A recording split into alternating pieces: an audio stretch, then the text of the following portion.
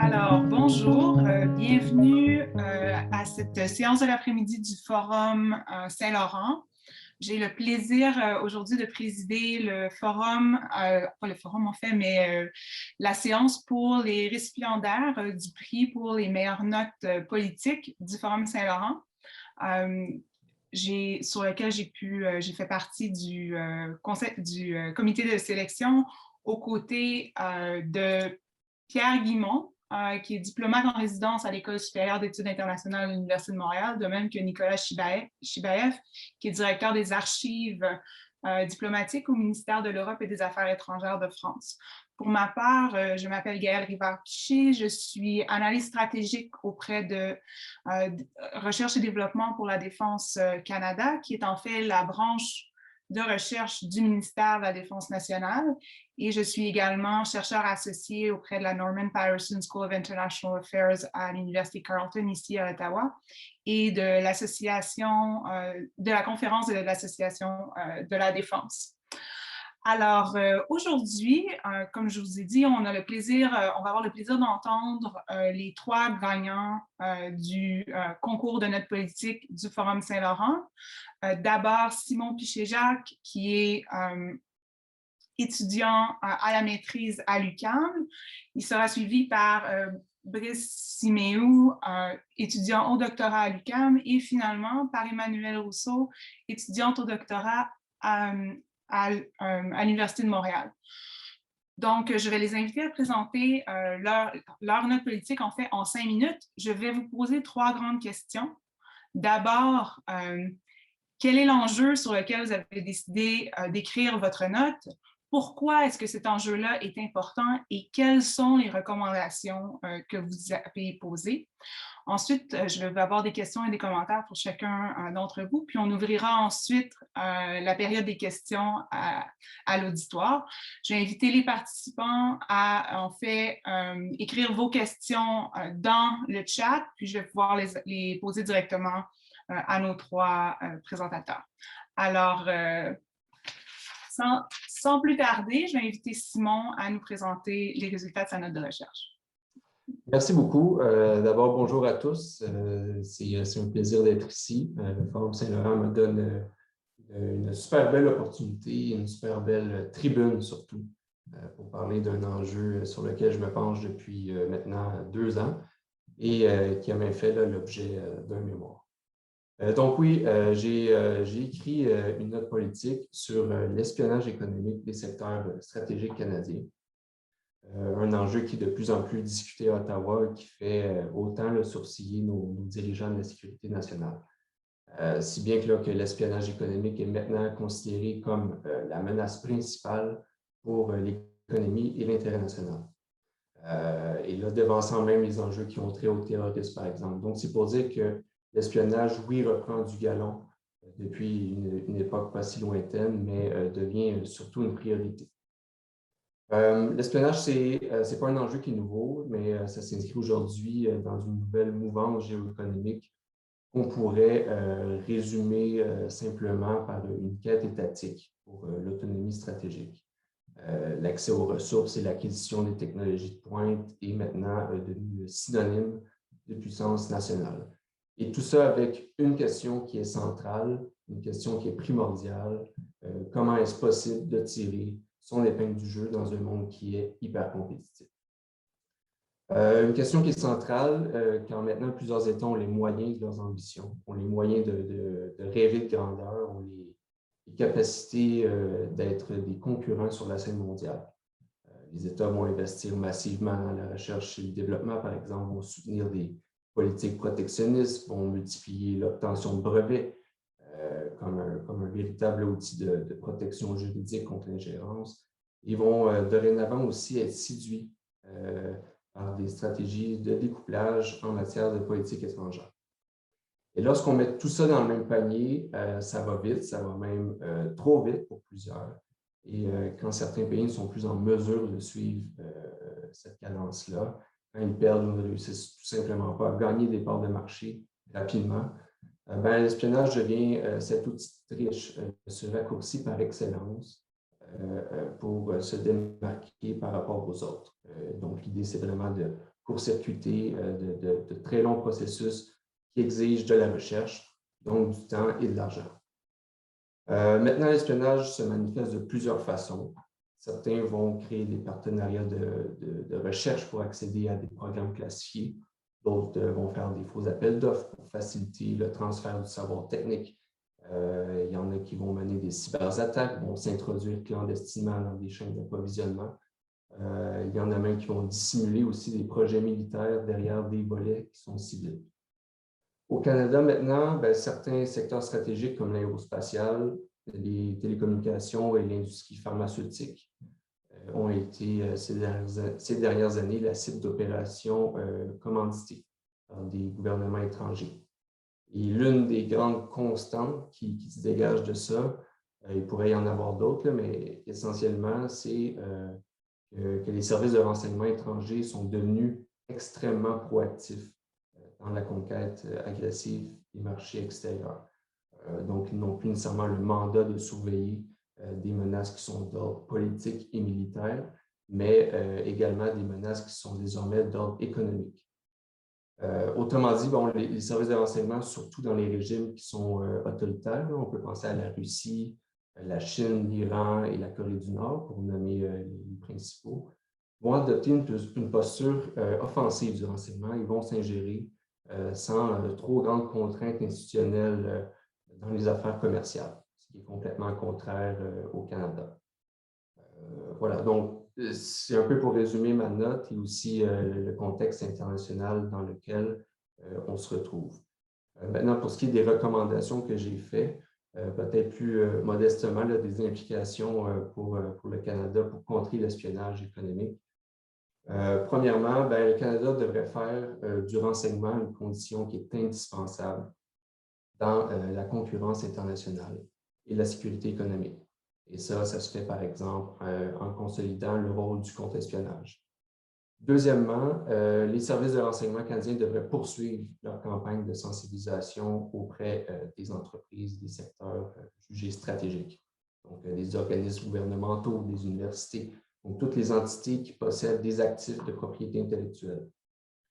Troisièmement, le contre-espionnage canadien devrait s'assurer que les mesures de sécurité qui ont été mises en place par les entreprises stratégiques des 5 superclusters ou des 5 supergraphes en français soient en phase avec les nouveaux types de menaces.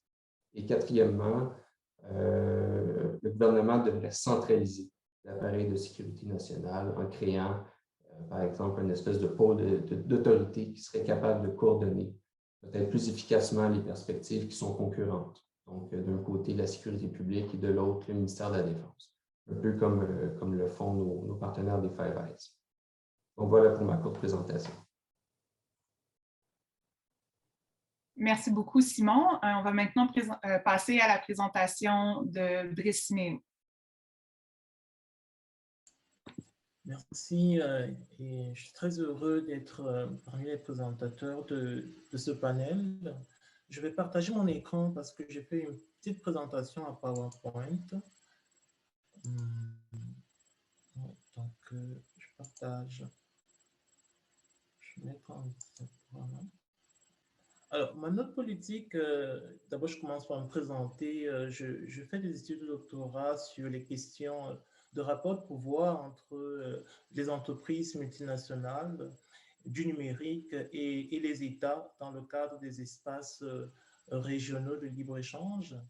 Et dans le cadre d'un travail de recherche que j'ai fait pour l'Institut d'études internationales de Montréal, je me suis intéressé aux câbles sous-marins intercontinentaux de télécommunications qui constituent ces autoroutes de l'information et du cyberespace qui traversent les océans et qui ne sont pas forcément les plus visibles, mais qui sont essentiels à la mondialisation.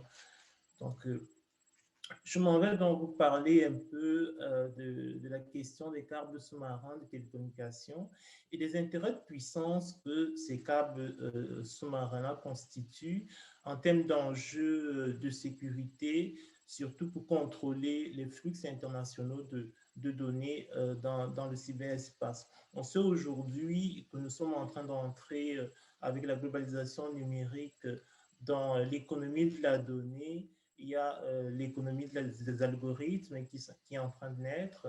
Et la question fondamentale, c'est comment contrôler et protéger les infrastructures critiques. On parle beaucoup de l'Internet des objets qui est en train de venir. On est en train de parler de beaucoup de ce qu'on appelait le capitalisme de surveillance, c'est-à-dire l'optimisation de la valeur des données pour la production du capital numérique, si on peut dire ça comme ça. On voit aussi cette puissance du pouvoir de marché des firmes numériques qui s'agrandit. La question fondamentale, c'est aussi comment protéger les autoroutes finalement de la mobilité internationale des données. Et c'est en ce câble sous-marin apparaît comme une question réellement sensible aujourd'hui. Alors, quel est l'enjeu en termes de sécurité et de souveraineté internationale pour les États? C'est la question que je me suis posée dans le cadre de ce travail de recherche. J'ai cherché à comprendre l'exposition des États, notamment les plus connectés. On voit au Canada beaucoup d'insistance des pouvoirs publics canadiens sur cette transition numérique et sur l'économie numérique. On voit beaucoup d'investissements, même au Québec, dans l'intelligence artificielle, mais il faut se poser la question de savoir comment protéger ce développement du numérique. Donc, je me suis intéressé au contrôle des flux internationaux de données, qui sont des questions profondément sensibles, des questions qui touchent également à la cybersouveraineté. Finalement, comment aujourd'hui s'exerce la cybersouveraineté des États dans un contexte où les infrastructures critiques sont entre les mains, ou les technologies critiques d'ailleurs, sont entre les mains des firmes privées. On le voit avec le développement de l'info numérique et cette transition vers le numérique, du tout numérique, qui échappe finalement au pouvoir des États et échappe à la souveraineté des États. Internet aussi devient un jeu, un lieu, un espace d'exercice de la puissance de plus en plus en tension et pose également des problèmes de cybersécurité. Alors, pourquoi est-ce important? C'est important parce que les câbles sous-marins de données font transiter les données d'un continent à l'autre, d'un territoire à l'autre. Et la question fondamentale, est-ce que ces données-là sont finalement intègres lorsqu'ils quittent un territoire pour un autre? On a vu avec Edward Snowden en 2013 le scandale sur l'espionnage des câbles numériques par la NSA américaine. Et la question fondamentale, c'était comment protéger cette circulation internationale des données. La question aussi, c'est la neutralité d'Internet finalement. Lorsque on peut se faire absorber l'ensemble des informations qui arrivent dans un territoire, la question de est-ce que Internet est encore neutre?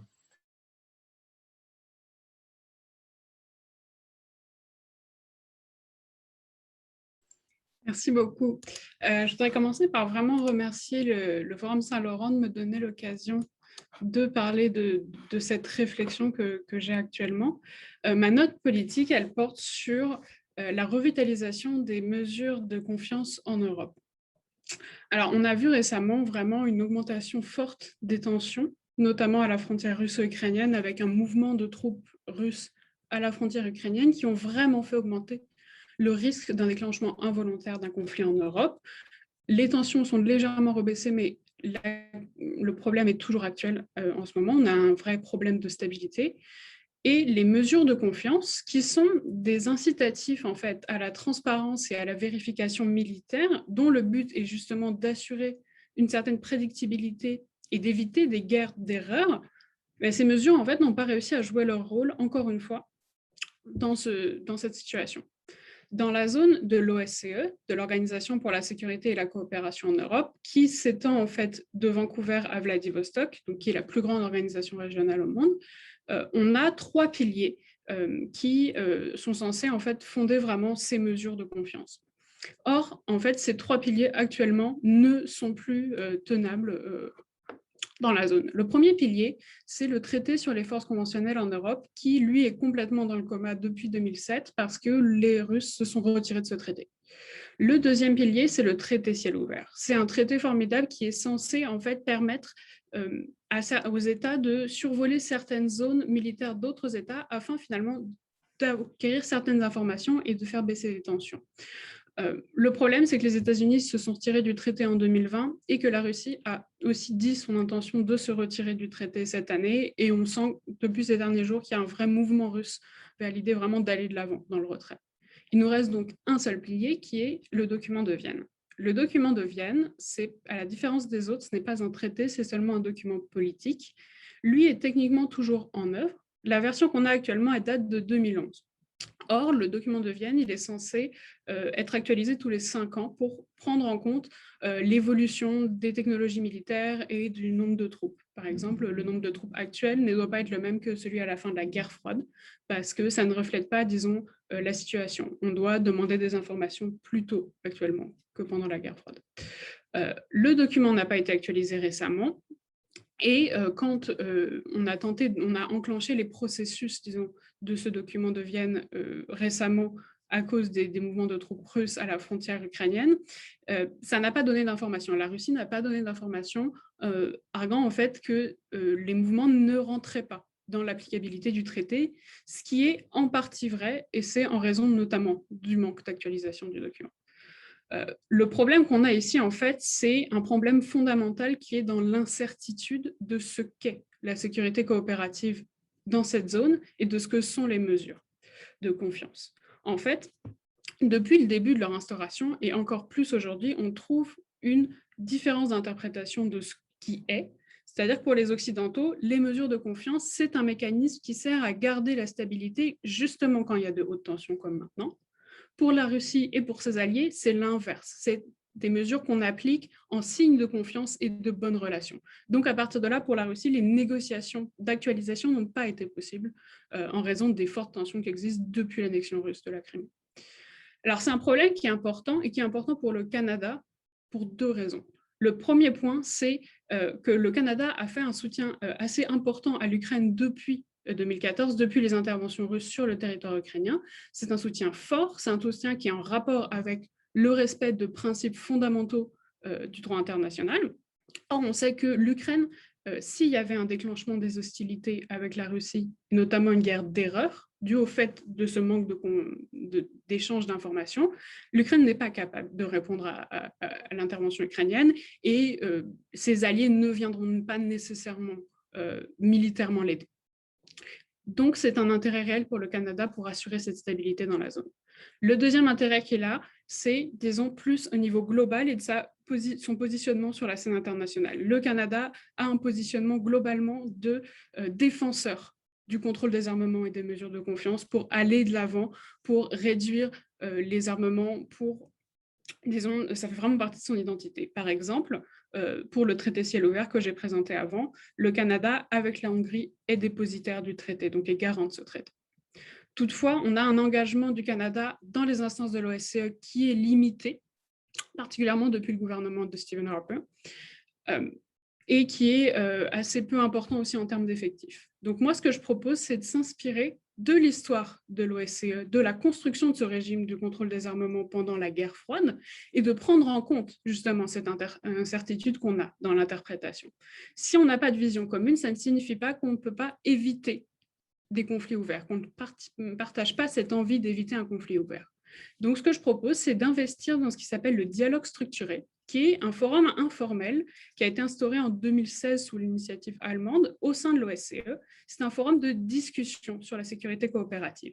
Et le Canada peut s'investir là sur 2 volets. D'abord, d'un point de vue vraiment diplomatique, c'est-à-dire en tant que meneur de dialogue conjointement avec l'Allemagne et d'autres pays comme par exemple le Kazakhstan, qui permettrait d'avoir une position vraiment de Vancouver à Vladivostok, d'ouverture au dialogue sur les mesures de confiance pour essayer de recréer une part de confiance et investir aussi d'un point de vue des experts académiques et de la société civile, c'est-à-dire accroître l'expertise canadienne à l'OSCE pour augmenter sa présence, pour permettre un développement de positions originales, de solutions originales qui sont en accord en partie avec la position canadienne, et le tout avec aussi un investissement financier qui est moins important pour le Canada. Donc ici, vraiment, l'idée, ce n'est pas de renégocier toute l'architecture européenne ni de remettre en cause les normes fondamentales d'Helsinki, auxquelles le Canada est vraiment attaché, mais finalement d'ouvrir le dialogue pour la construction d'une confiance nécessaire à éviter des conflits, à faire baisser les risques de conflits dans la zone OSCE. Je vous remercie. Merci beaucoup, Emmanuel. Alors, j'ai des commentaires généraux pour l'ensemble des notes de politique, mais également, je pense que c'est des conseils qui sont pertinents pour les autres étudiants qui sont en ligne et qui peut-être considèrent une carrière au gouvernement ou qui sont intéressés à une carrière un peu plus appliquée et comment adapter nos connaissances académiques ou nos méthodes de recherche académique à un contexte gouvernemental ou pratique. Puis ensuite, j'ai des questions pour chacun d'entre vous. Je vais passer à travers tous mes commentaires, puis ensuite vous pourrez répondre et ensuite on ouvrira la discussion au reste de l'auditoire. Donc, d'abord, quand on écrit une note politique, c'est vraiment important, dès le départ, de s'assurer de capturer et de bien expliquer l'essentiel de la problématique. Une note politique est généralement écrite pour un décideur et donc on doit s'assurer de capter son attention et d'expliquer clairement pourquoi c'est important. Pas seulement parce que vous trouvez ça intéressant, mais pourquoi est-ce que c'est important dans le contexte de votre organisation ou du gouvernement canadien, par exemple. Deuxièmement, quand on écrit un sommaire, ça se veut vraiment un résumé de l'ensemble de la note. On devrait être capable, en lisant le sommaire, de savoir exactement ce que la note va nous dire de façon plus rapprochée, de façon plus courte. Et donc, c'est un peu l'équivalent de ce qu'on parle, en anglais, on appelle un elevator pitch, où on doit être capable de résumer l'ensemble de la note en un paragraphe. Je vous invite aussi, quand vous écrivez dans un contexte de note politique, mais généralement aussi dans vos travaux de recherche, à avoir une écriture précise et concise, des phrases courtes, couper les adverbes, utiliser une voix active. Ça vous permet, de couper en longueur et aussi d'être beaucoup plus clair dans ce que vous avancez dans vos notes. Et finalement, soyez clair dans vos recommandations. À qui est-ce que vos recommandations s'adressent? Est-ce qu'elles sont applicables? Quels sont les critères qui font que certaines de ces recommandations sont applicables à court terme ou à long terme, etc.? Il faut réussir à présenter, en fait, ces recommandations-là doivent être applicables et doivent être réalistes et c'est important donc de vraiment les mettre en contexte. Alors, pour vos présentations individuelles, d'abord, Simon, je pense que tu mets vraiment le doigt sur un sujet qui est d'importance et je dirais même que c'est le sujet de l'heure en ce moment dans la communauté de renseignement et la sécurité internationale au Canada. Ça arrive très rarement, mais on a vu le directeur du SCRS, du service de renseignement, donner des conférences publiques récemment où il nomme les menaces, il explique comment ces menaces peuvent affecter la sécurité des Canadiens et la sécurité nationale. Et j'ai deux questions pour toi. D'abord, tu parles, par exemple, d'un investissement, puis d'une meilleure gestion des super grappes ou des super clusters, puis d'une vision plus stratégique de la recherche et du développement au Canada. Une des questions, par exemple, que ça pose, c'est la question du financement. Et on sait que dans les universités canadiennes, on a beaucoup encouragé les universités au cours des dernières années, des 10-15 dernières années, à aller chercher du financement privé sans vraiment leur donner de ligne directrice. Et est-ce que tu penses que maintenant, quand on se rend compte de la menace potentielle qui peut être représentée, est-ce que le gouvernement canadien devrait limiter les investissements étrangers dans le milieu universitaire canadien et particulièrement dans les domaines de recherche de pointe? Deuxièmement, est-ce que tu crois, j'ai parlé du fait que le directeur du SCRS a nommé les menaces, par contre, on n'a pas de politique étrangère et on a un gouvernement qui ne nomme pas particulièrement les menaces au Canada. Est-ce que tu crois que ce serait nécessaire pour le gouvernement canadien de prendre une position beaucoup plus affirmée quand tu as nommé les menaces et de quelle façon ces menaces-là s'attaquent aux intérêts canadiens, autant ici à la maison qu'à l'étranger. Oui, donc pour la première question... En fait, je vais juste finir, je vais faire le tour. Ah, OK. Et vous pouvez y aller ensuite Excuse-moi. un après l'autre. C'est bon. Donc, tu as un peu le temps d'y passer. Brissigny, c'est un sujet hyper intéressant. J'ai travaillé avec la Marine royale canadienne et on parle toujours un peu des câbles sous-marins, mais j'ai un peu l'impression que c'est un sujet qu'on n'explore pas, que le grand public n'est pas autant au courant. Par contre, autant ta présentation que ta note a mis énormément d'emphase sur le cyber, sur la gouvernance autour des données. Une des questions que je me pose, par exemple, oui, on doit assurer la sécurité des données dans le cyberespace, mais qu'en est-il de la sécurité physique des câbles qui sont, en fait, qui peuvent être affectés et qui, en fait, donnent souvent des cauchemars aux décideurs de plusieurs pays? Qu'est-ce qui arriverait, par exemple, si un câble était coupé? Et donc, quelles seraient tes recommandations au gouvernement canadien sur ça? Un autre élément qui est important, je pense, dans ta note, c'est la différence entre surveillance et espionnage. C'est critique et c'est une différence qui est vraiment importante. D'un côté, quand on parle d'espionnage, on parle d'acquérir et d'analyser des données secrètes. Quand on parle de surveillance, c'est simplement de regarder l'ensemble des données qui circulent dans le cyberespace. Et c'est sûr qu'il y a des questions éthiques et des questions légales qui sont très importantes, particulièrement, tu réfères à l'affaire Snowden, mais quant à la propriété privée, au droit à la confidentialité et à la vie privée des individus. Mais il y a une différence entre les deux. Une autre question, je pense, tu parles d'accords de souveraineté au niveau des données, de meilleure gouvernance dans le cyberespace. Est-ce que tu crois que c'est quelque chose qui est réalisable dans l'environnement actuel? Est-ce que c'est réaliste de penser que les grandes puissances vont être prêtes à négocier un tel accord? Et est-ce que c'est possible de négocier un tel accord sans leur participation? Et finalement, je pense autant pour Simon que pour Brice, j'aimerais savoir comment est-ce que vous pensez que votre note de recherche, basée sur votre sujet de recherche, votre note politique, quelles seraient vos recommandations pour une stratégie nationale du réseau 5G, basée sur votre note?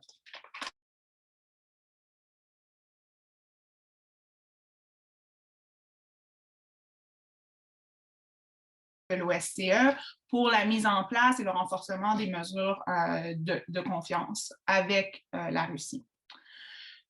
Deuxièmement, de par sa position en Ukraine et en Europe de l'Est, le Canada a très peu de relations bilatérales avec la Russie. Si on parle aux diplomates, par exemple, qui sont basés à Moscou, ils vont dire que la relation entre les deux pays est complètement exsangue. Et complètement anémique. Alors, comment est-ce que le Canada pourrait revitaliser sa relation bilatérale avec la Russie, peut-être en passant par des forums internationaux comme l'OSCE, pour en fait réussir à être un acteur plus actif et proactif dans la gestion et la prévention des conflits en Europe?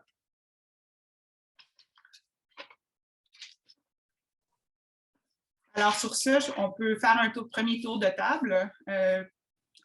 Dans le même ordre. Simon, tu peux commencer. OK, excellent.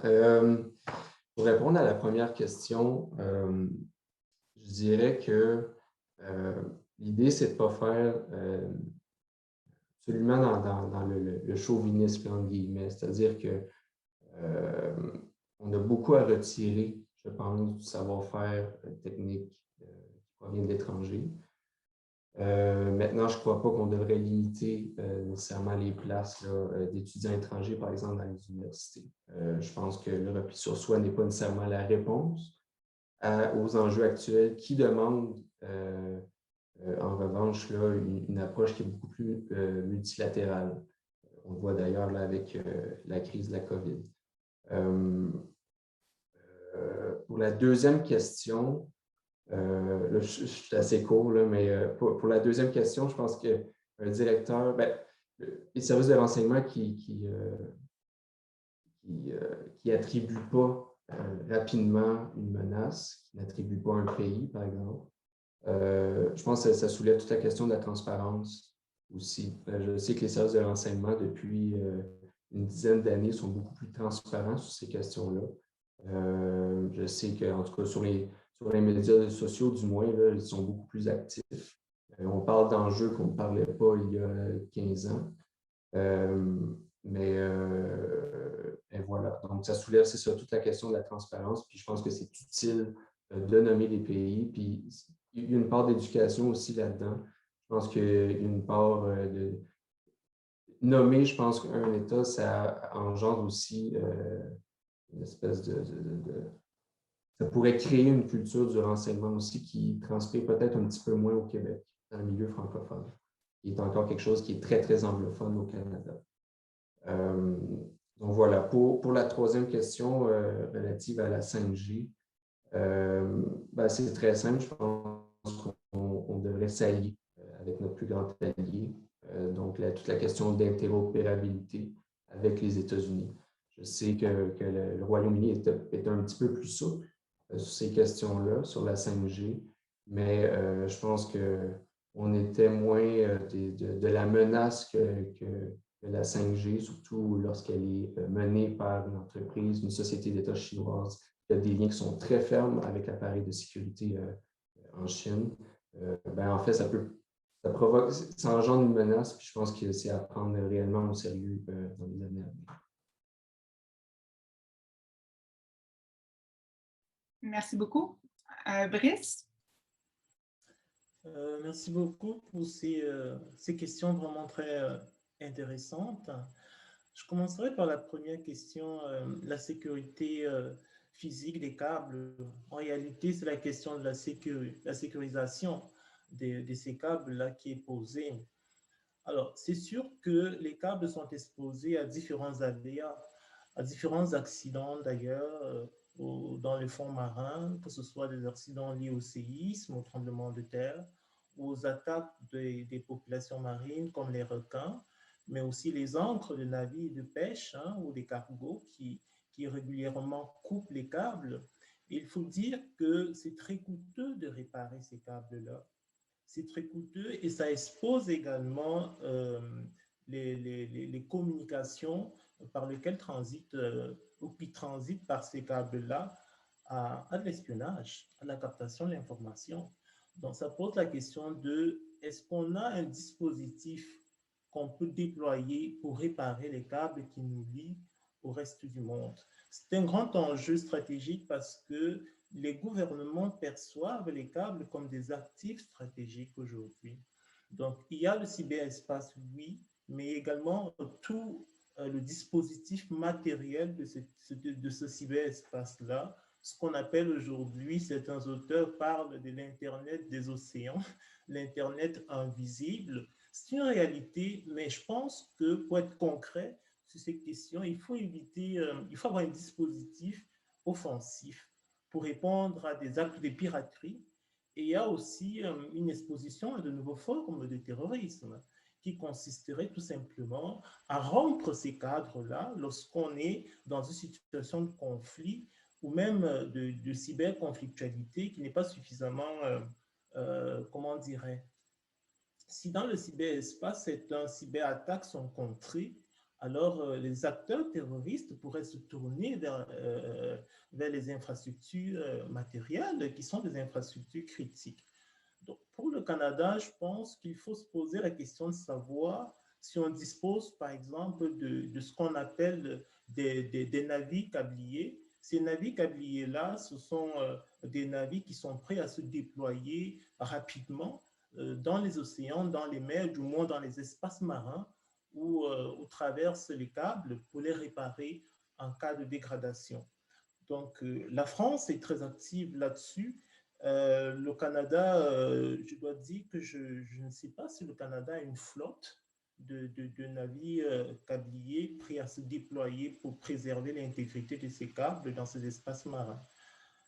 Pour la deuxième question concernant la surveillance versus espionnage, c'est sûr que la frontière est parfois floue. Peut-être théorique, on peut l'expliquer, mais dans la pratique de la chose, parfois il y a un flou dans la frontière. Parce que la question, c'est, en matière de surveillance, c'est tout simplement préserver l'intégrité des données que l'on collecte. Est-ce que tout est intègre? Est-ce qu'il y a une neutralité de l'information qui circule? Mais dans l'espionnage, parfois, c'est une captation de l'information à l'insu du destinataire ou de l'émetteur, parfois de l'information grise ou de l'information noire, c'est-à-dire, comme vous l'avez dit, des informations qui relèvent du secret. On l'a vu avec le programme d'Edward Snowden, on parle beaucoup de la Chine qui aurait des liens, du gouvernement chinois qui aurait des liens avec Huawei et d'autres constructeurs chinois. Mais on l'a très bien vu aussi, ce n'est pas simplement à la Chine, on l'a vu également avec les États-Unis. Lorsque le scandale Snowden a éclaté, on s'est rendu compte, du moins certaines enquêtes qui ont été révélées dans le Washington Post, ont bien exposé qu'il y avait des portes d'entrée, des capteurs sur des câbles sous-marins déployés par le gouvernement américain. Et on se souvient bien, pour terminer sur cette question, qu'en 2015, il y avait une forte tension entre les Américains et les Russes, tout simplement parce qu'il y avait un navire espion, le navire Yantar de la Russie, qui rôdait près des câbles sous-marins qui relient les États-Unis au reste du monde. La question, c'est comment arrive-t-on, quelle prouesse technologique permettra de finalement détruire la capacité des capteurs d'information et préserver l'intégrité des câbles? Je crois que c'est une question qui reste toujours en pleine exploration. Pour ce qui est de la gouvernance dans le cyber, je pense qu'il est possible de le penser. De toutes les manières, on n'a pas de choix. On est dans un monde où on fonctionne en réseau, on est tous interconnectés et Internet n'est pas en vase clos. On ne peut plus avoir intérêt à fonctionner en silo. Ce n'est pas possible. Il faut donc réfléchir à des mécanismes collectifs de réponse face à des menaces globales. Ça, c'est sûr. Ce sont des menaces globales, donc il est important pour les États de réfléchir à...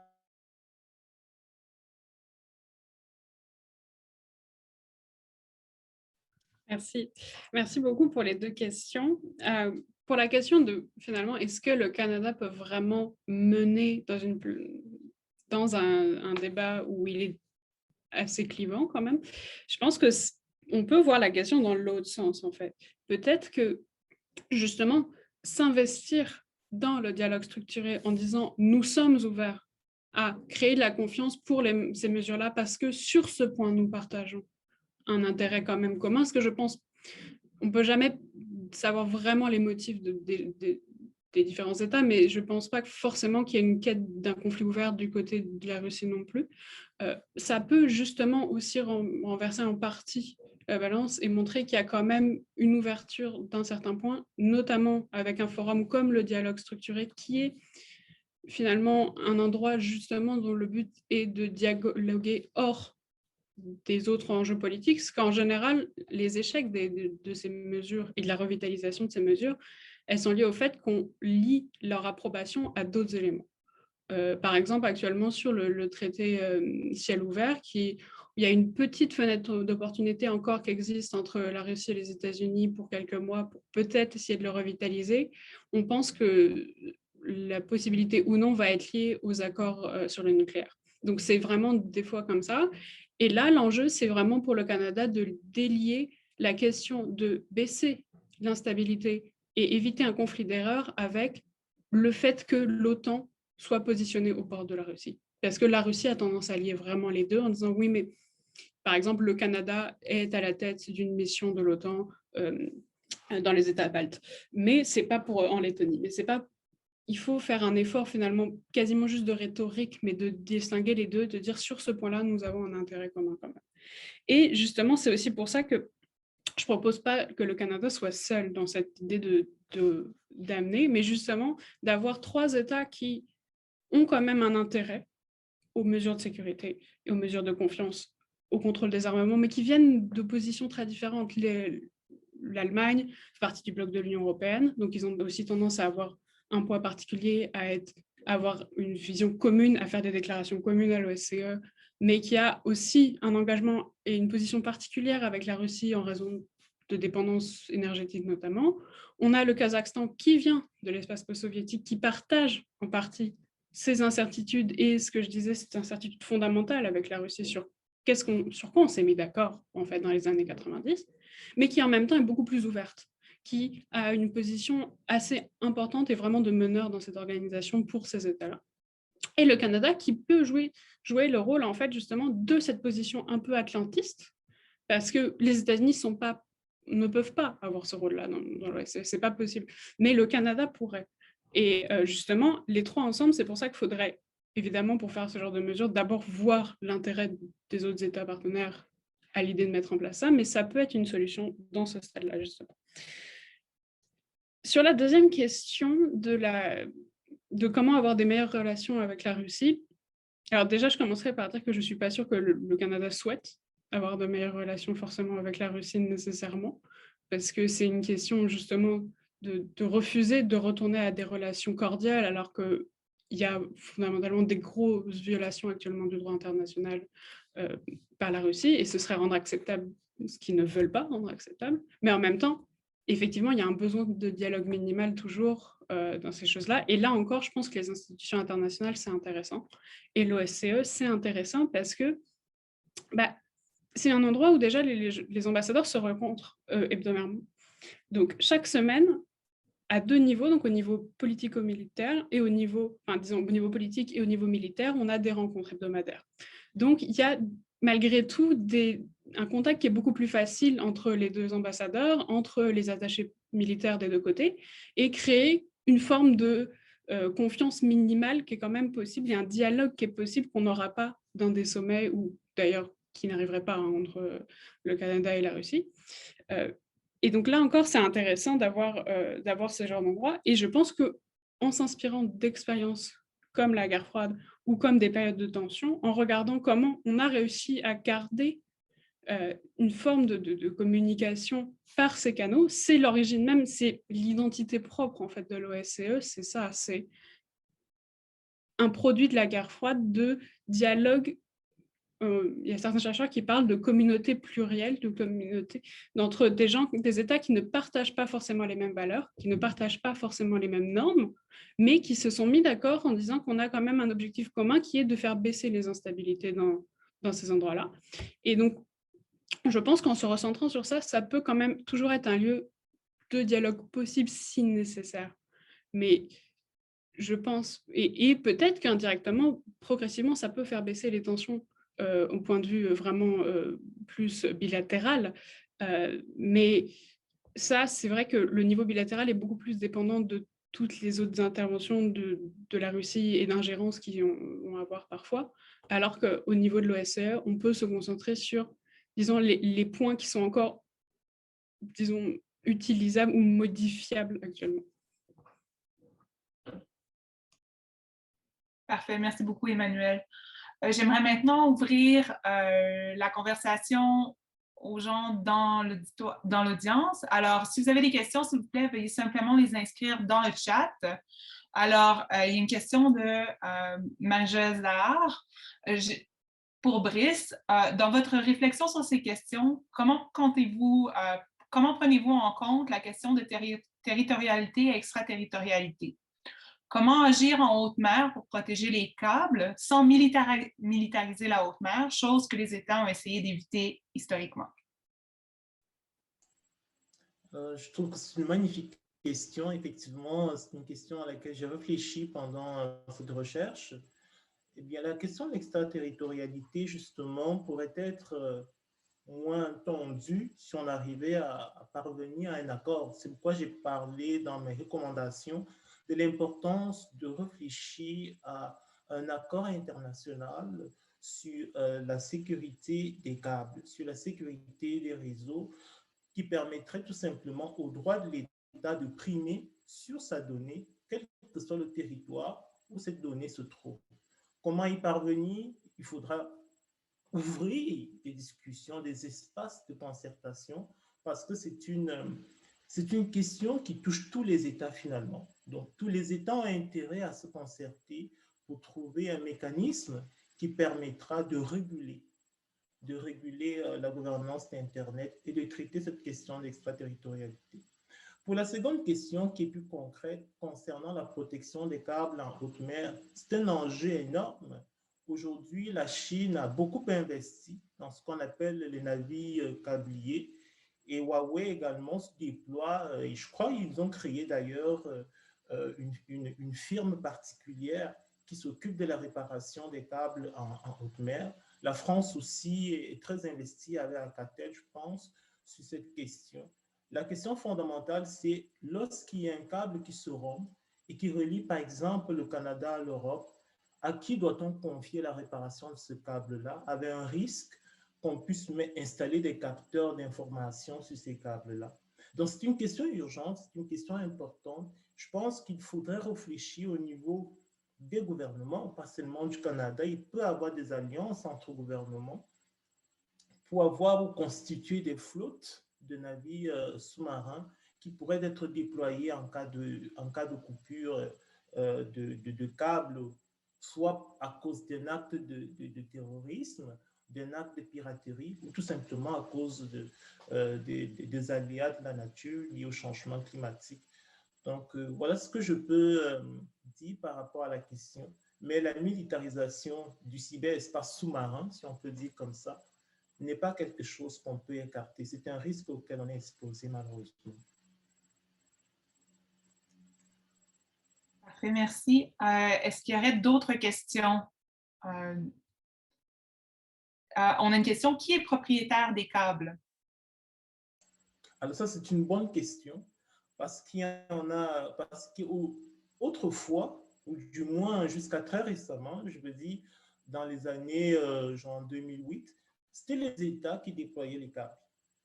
Ils déployaient les câbles pour se relier, communiquer entre eux. Mais aujourd'hui, les multinationales du numérique qui veulent contrôler les infrastructures critiques, leurs infrastructures critiques, et garder un certain pouvoir de marché sur la question, investissent énormément pour la conception de leurs propres câbles. On l'a vu avec Facebook et Microsoft qui ont un projet de construction d'un câble de près de 6600 km pour relier, je pense, c'est l'Europe et l'Atlantique. Donc, ce sont des câbles qui seront des câbles privés qui vont transporter les données de Google ou pardon, de Facebook et de Microsoft et qui vont transporter parfois des données publiques, parfois des données des États, mais qui vont transiter par des infrastructures privées. Voilà, on s'en va avec ce qu'on observe aujourd'hui. Donc, c'est une très bonne question. Je ne pense pas qu'il faut interdire la propriété privée des câbles, mais il faudrait réglementer comment est-ce que ces transports de données-là peuvent être contrôlés. Et je terminerai peut-être en disant qu'il y a ce qu'on appelle les stations d'atterrissage, c'est-à-dire lorsqu'une information part d'un espace à un autre, il doit atterrir à une station d'atterrissage.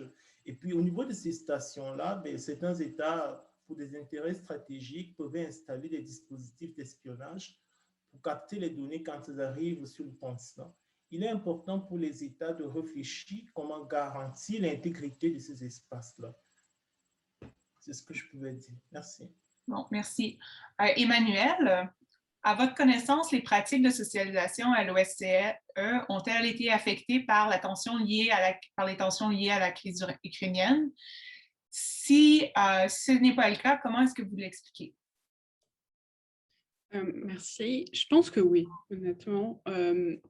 De ce que j'ai compris, au niveau des pratiques, disons, vraiment de socialisation quotidienne entre les ambassadeurs, il semble que ça a quand même vraiment ajouté une tension, d'abord parce que la crise ukrainienne et l'annexion russe de la Crimée ont été des violations de la quasi-totalité des principes d'Helsinki, qui est l'accord fondamental en fait, de l'OSCE.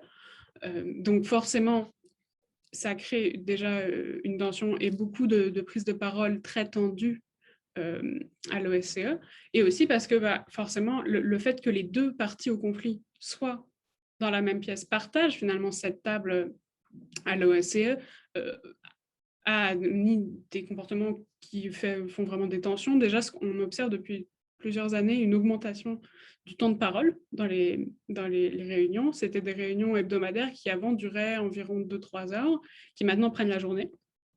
Et ça s'est encore allongé vraiment avec la crise ukrainienne, parce qu'on voit finalement que l'OSCE est en partie utilisé des deux côtés comme un lieu pour répéter chaque semaine la position de l'Ukraine, la position de la Russie sur cette question, mais ce n'est pas un lieu où ils arrivent vraiment à s'entendre sur ce point ou même à dialoguer sur ce point, et ça a tendance à cliver parce que chaque côté amène son soutien à chaque État.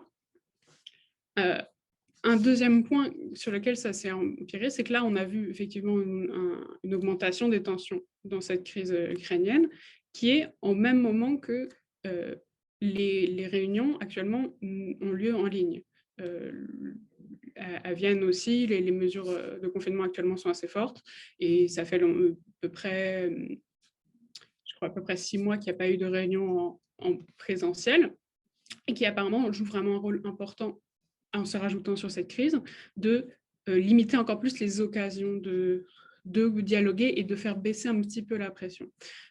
Donc ce qu'on voit en ce moment, c'est qu'il y a de plus en plus de tensions et qui des fois finissent par montrer en fait au quotidien qu'il y a une forme de contestation qui porte sur des points comme par exemple la contestation de l'Arménie, de la manière dont les choses se gèrent en ce moment avec l'Azerbaïdjan, mais qui vont affecter d'autres choses. On a failli, à quelques heures près, la mission de l'OSCE en Ukraine, qui est la seule mission internationale actuellement en Ukraine, a failli s'arrêter simplement parce que l'Arménie s'opposait pour une raison totalement autre.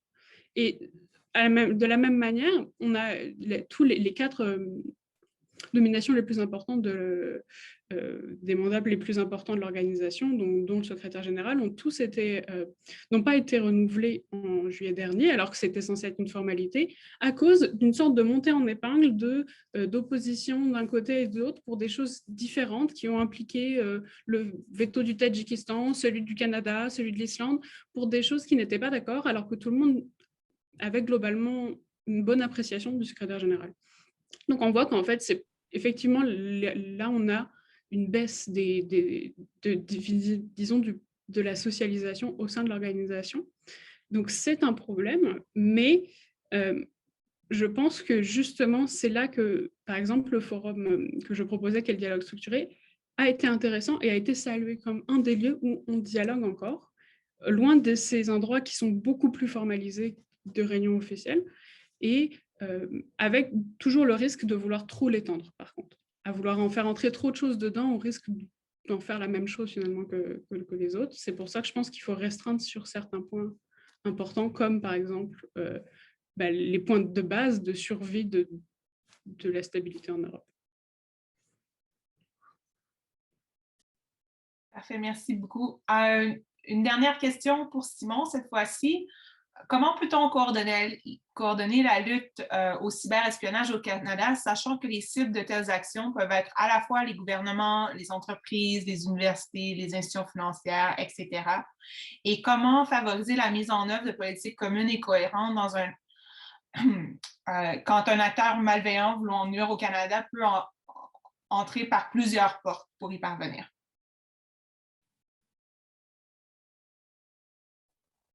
Oui, merci. Donc, comment coordonner la lutte au cyberespionnage? Je pense que c'est la question à 100 $ que le gouvernement tente de répondre depuis des années. Bon, clairement, il y a une espèce une tendance qu'on voit, ce n'est pas toujours des services de renseignement qui font du cyberespionnage, mais des groupes de pirates informatiques également qui sont affiliés à des gouvernements. Il y a également toute la question des bots, dont les Russes sont les meneurs probablement dans le domaine. Donc, pour répondre à la question du cyberespionnage, c'est très difficile à dire. Dans mes recommandations, je favorisais une approche peut-être plus une approche plus inclusive, en fait, de chaque organisme, comme la sécurité publique et le ministère de la Défense, pour pallier à ce type d'enjeu-là. Maintenant, comment favoriser la mise en œuvre de politiques communes? Après, c'est aussi une question qui est très difficile à répondre. Pour donner un exemple, là, je sais que La Chine, par exemple, compose essentiellement là, par des canaux, différents canaux d'information pour s'accaparer de l'information. On compte parmi ça les bureaux diplomatiques, on compte les sociétés de facilitation, les ONG, les organisations culturelles comme l'Institut Confucius, qu'on a entendu parler dans les dernières années. Il y a aussi les associations d'anciens étudiants, les réseaux universitaires, ce qui est quelque chose qui est très discuté aux États-Unis. Donc voilà là, pour répondre à ces questions-là. Parfait. Une autre question pour toi, Simon. Si des organisations de défense des libertés individuelles te demandaient comment trouver un équilibre entre la sécurité et les libertés dans le cyberespace, quelles seraient tes réflexions sur le sujet? Très bonne question encore. Bon, c'est sûr que ça soulève plusieurs questions sur les libertés individuelles. Après, je pense qu'on est dans un monde... Ça soulève une question de société, en fait, qui dépasse beaucoup les questions qui ont trait au cyber, en guillemets, ou à l'espionnage. On est de plus en plus interconnectés. Nos données, on n'est plus les propriétaires de nos propres données, finalement. Mais je pense que c'est une question qui mérite d'être éclaircie dans les prochaines années parce que réellement, là, on a le visage dedans, si je peux m'exprimer ainsi. C'est difficile aussi à répondre pour l'instant.